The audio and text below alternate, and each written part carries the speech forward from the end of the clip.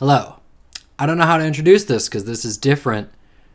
This is the Puzzlers Anonymous channel, but it's not a Puzzlers Anonymous video. I'm not doing a puzzle. I'm just using the channel that I have to post whatever the hell I want. You probably know this because you read the captions before you go into the video, and you're probably confused about what's going on. I'm a person who has a lot of verbal energy, and you know that because that's why I make 45-minute videos of me monologuing as I do a crossword. But occasionally I get ideas in my head, and they just kind of ruminate in my brain, and I think about them over and over until I just have to say them out loud. This is less of a problem now that I'm treating my ADHD, but it'll never be a thing that fully goes away. I mean, I think a lot of people are like this, but I do think it's worse with ADHD. And to not just talk Gina's ear off about things, I instead will put it in a video. And then Gina will watch it anyways. But she can do it on her own time. When she's sick of me, she can go to her room and watch a video of me. So yeah, I'm going to try to stay more on track with this than I normally do. I do a lot of tangents in the puzzle videos, and that's on purpose because it's about the conversation and the thought process and what clues remind you of. But here, I'm going to try to challenge myself to be as clear as possible. I used to be a teacher, so I think it'll be kind of fun to see how clear I can be, and I'm very out of practice, so I expect this to be bad. But I'm going to start with a tangent to explain why I'm not going to do tangents, because the thing people like me, ADHD people, tend to do is have to include every detail, and it makes what you're saying unclear to the detriment of your message. As an example, I think of, this is my tangent, my only tangent, no tangents after this. I think of a time that Gina and I went to watch a soccer game. She comes to a lot of in-person soccer games with me, but at those, a lot of times you're drinking, you're singing, whatever, you're not really watching the game. But this was, we were going to a bar to watch a Ford Madison away game. So we're watching on TV. So Gina was saying, this is going to be more people actually watching the game, paying attention to the game, talking about that. So I'm worried I won't be able to hang. Of course, when you were there, we were talking about that, and you brought up, are there any things you don't know about soccer that, we could explain to you to make you feel more comfortable? And of course, she brought up the offsides rule. So we were explaining that just, on the table with, moving beer glasses around. I realized I have a screen so I can actually do that.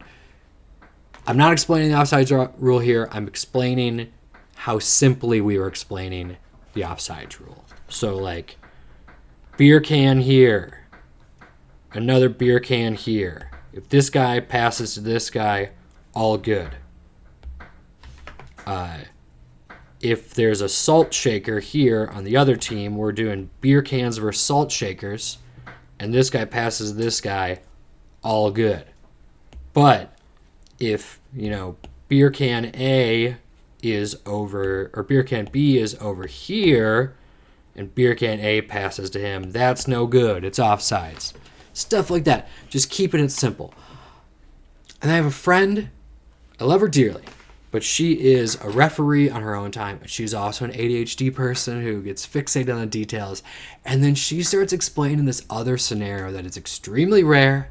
It never happens, about if the goalkeeper is further forward than the last defender, then there's this other thing that can happen. And it's yes, it's true, and it's part of the definition of offsides. And I know in your brain it's so important to get all of those details in there for the full understanding of it, but this isn't going to come up in this game, and this is just going to confuse and overwhelm the person who is trying to learn the basics so they can follow this game. So that is what I'm going to try to not do in this video. I'm going to try to keep it on the basics. Those are the ground rules. Let's begin. So this came up because I really like the comedian Pete Holmes. I was watching some of his YouTube clips, and I remembered I had actually seen him in Madison many years ago, and I was just thinking, I don't remember much about the show, Not that I was like inebriated. It was a long time ago. But the one joke that stuck with me is he had a whole bit about how, like, you know, I understand music. I'm a music person, but like, there's 12 notes. You look at a trumpet. It has 3 buttons. What the fuck? How does this work?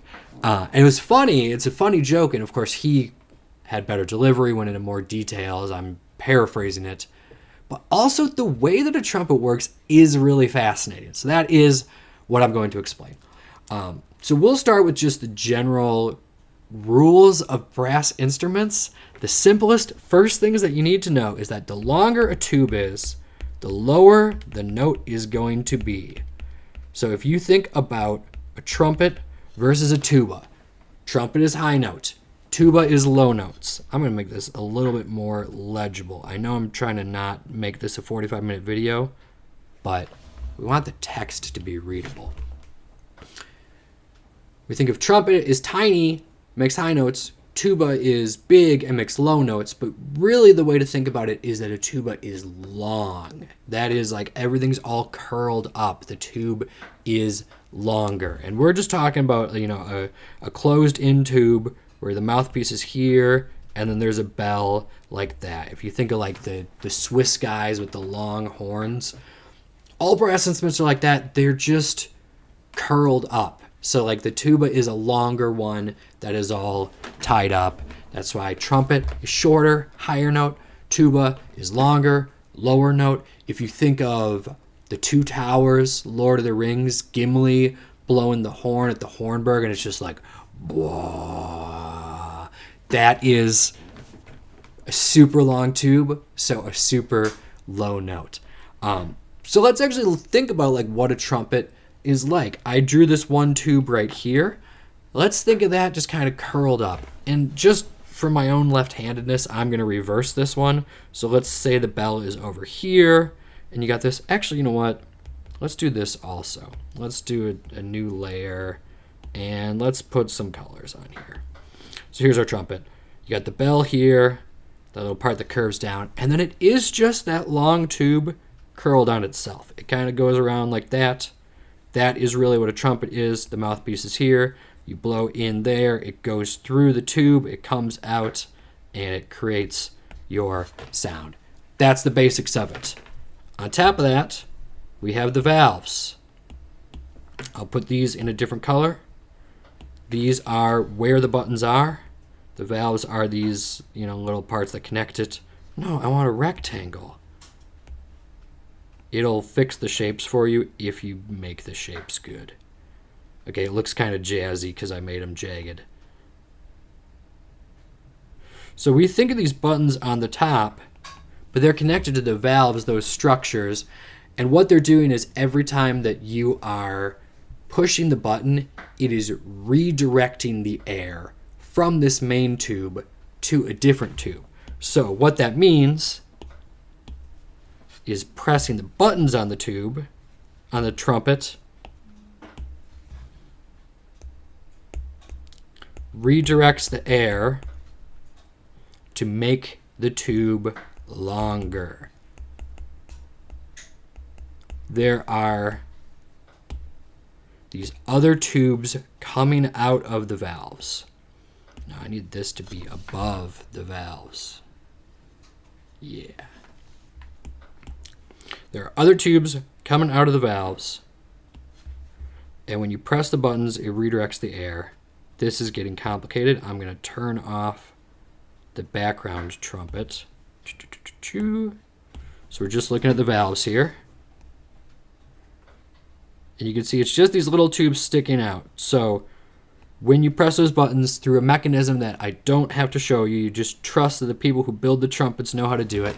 It takes the air that is flowing through this big horn, going there. The valves redirect it into these other tubes, and then it comes back in. So all it's doing is it's just making the tube a little bit longer. And as we know from Rule 1, a longer tube means a lower note. So the air goes a little bit further, and then it goes back to that original flow. So let's just do one let's trace the air here. Let's just do a nice, I was going to say blue, and then I picked more of a greenish. I'm colorblind. Did you know that? Of course you did. Let's do like that. So we are going to only do this middle button right here to prevent confusion. We're going to be playing a note, and we're pressing down on that second button. The air is going to come from here. It's going to go through, and when it gets to here, it's going to redirect through there and then get back to the tube. So it's still going the full length, but it's just a little bit longer by the length of that tube.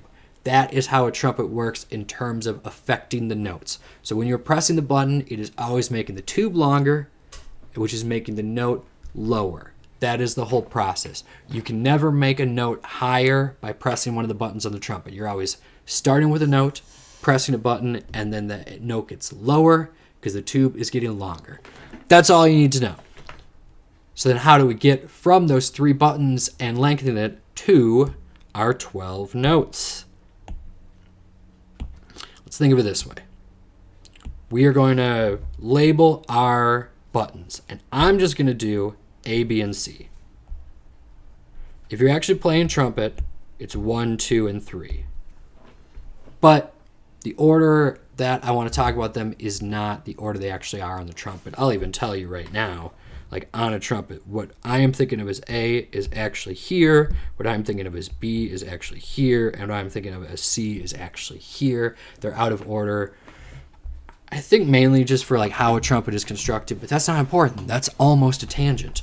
But we're just thinking the A button is going to lengthen the tube enough to lower it 1 note. And when I'm saying notes, I am talking about the smallest divisions that you can be. An actual music nerd would probably say tones instead of notes, but we're just keeping it simple. Think of a piano that has all the keys on there. If you're playing an actual song on the piano, you're not going to use every key. You're going to use certain ones based on scales and such. But this is talking about every single piano key in order. So if you press down the A button, which is the shortest one, it's going to lengthen the air just enough to take it down 1 note. The B button is going to have a longer tube. It bypasses that. Maybe you want to go down 2 notes. So it is longer and it's set up so it can do 2 notes. And the C, maybe you can figure this out. It's going to be a little bit longer than the B, much longer than the A. So it is now lengthening the tube enough that it is going down 3 notes. So you're just using those buttons to make it lower. So that is why these 12 steps that I have are going from top to bottom, because you can't make notes higher with buttons. You can only make them lower. So we are going to start at the beginning right here. This is just our first note. This is just you are playing a trumpet. You're not pushing any buttons. You're just making the sound. It's just going through the horn. That's it. We want to make it 1 note lower. So I put a -1 here. We are going to hold down the A button because that's just going to redirect it through that 1. That is what happened in my example with the blue here. It gets redirected through the A button, and then it goes out at the end. It is 1 note lower. If we want to go 2 notes lower, we would press the B button because that is long enough to make it 2 notes lower. If we even look at this, the B, I have them reversed here. Oops. My letters are in the right place, but the tubes are longer. But just see that it's a longer tube than it is on the A. So it's taking it down 2 notes. If we want to go down 3 notes, we would do not C. You would think C, and C would make sense. It would work. For reasons it's too boring to explain, the C is just like, it's the worst of the valves on the trumpet. I think as the note gets longer, it gets less consistent. So you could do it, but we're just going to do A and B. Mini tangent, not important. Now we need to get down to 4, so now we need to start combining. So now we are going to use the C because that is 3, and we're going to use the A, and that is 1. So we're going to do A plus C, 1 plus 3. We are now down 4 notes. We want to go down 5. We are going to do B plus C. So we're doing 2 notes lower from the B, 3 notes lower from the C. The air's traveling through. We're down 5. Now we're going to go down 6. We got A plus B plus C. 1 plus 2 plus 3. That's 6. Here we go. Keep it rolling. Going to go down 7. We'll do A, and then B, and then C. But that's what we have for the last one. And now we're all out of buttons. So I guess you can't play 12 notes with a trumpet. I guess you're just kind of stuck. Pete Holmes was right. You can't do it. So this gets to the third idea of how a horn produces sounds. If you ever played a brass instrument, it's a little tricky. You have to learn the correct mouth shape to produce the sound. And what's actually happening is when you're playing, your lips are vibrating. All sound is air vibrating. You got to get the air to move, but you need to get it to vibrate too. Your lips are vibrating when you do like the right shape, and that vibrates the air to get it moving. If you tighten your lips, you get a higher note. This is a separate mechanism from this idea of the longer, shorter tube. It's doing a thing where it's kind of jumping up a few notes. And I'm not going to explain the physics of it because I can't explain the physics of it. But it's just, yeah, as you're tightening your lips, it's going to make it higher. But here's the thing that's really weird about it is with our buttons, it just does it step by step. It's going to do one note at a time. You have a lot of granularity there. With this mechanism of tightening the lips to increase the note, it does it in steps. It follows this thing called the harmonic series. And I'm not going to completely explain that.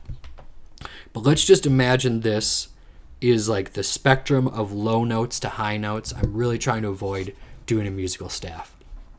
If you are just playing, your trumpet with like the loosest lips possible, that's going to be down here.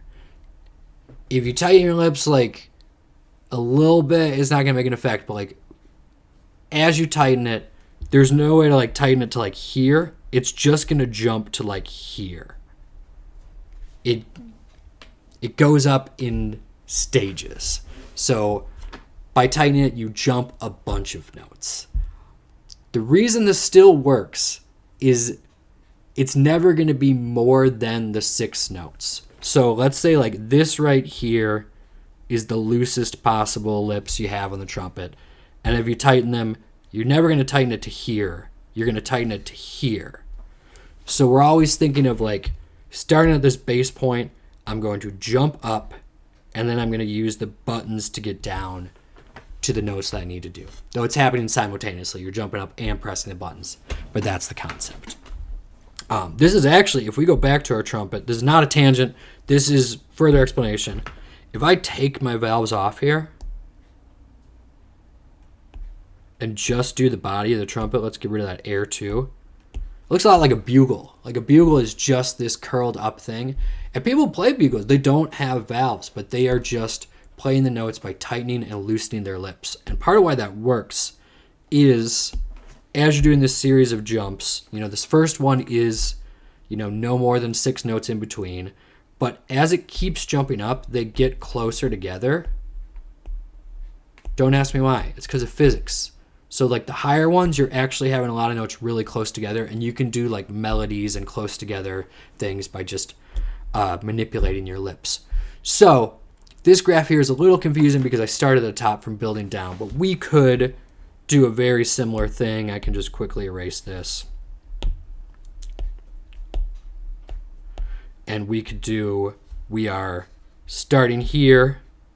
And if I want this note, I would actually do the tightness that I would do for 1, 2, 3, 4, 5, 6. The tightness I would do for my lips from there. But then here I'm doing all 3 buttons. Here I'm doing B and C. I might have messed this up already. A and C. Oh yeah, because no, this is A and C. Whatever. You get it, man. And then like the next jump up with the lips would be to here, and then it is A, B, A, and B.